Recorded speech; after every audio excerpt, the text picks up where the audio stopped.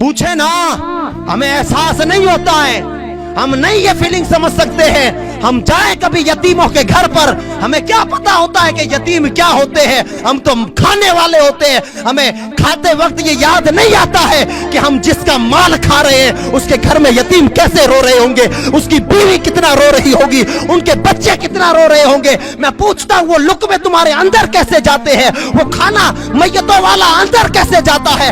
पूछो पीर साहब किबला से, इतनी जिंदगी गुजारी है, कभी मैयत का खाना खाया हो तो मुझे बता दो, मैं जिंदगी भर आपकी गुलामी करने को तैयार हो जाऊंगा।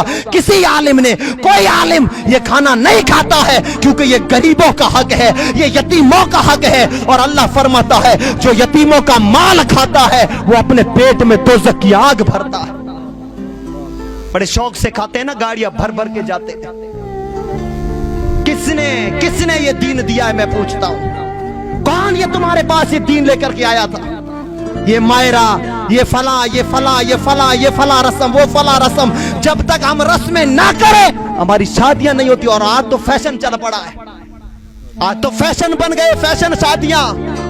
जब तक गरीबों का मजाक ना उड़ा लिया जाए जी भर कर, जब तक दिल खोल कर गरीब की चमड़ी ना उतार ली जाए, किसी अमीर के घर में शादी नहीं होती है।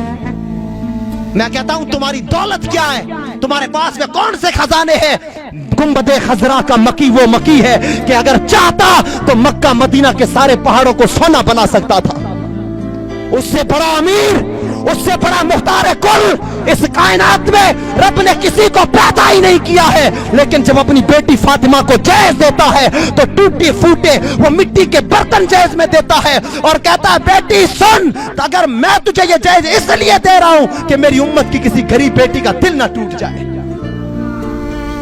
मेरे नबी चाहते तो जन्नत ला करके फातिमा के जहेज में दे सकते थे।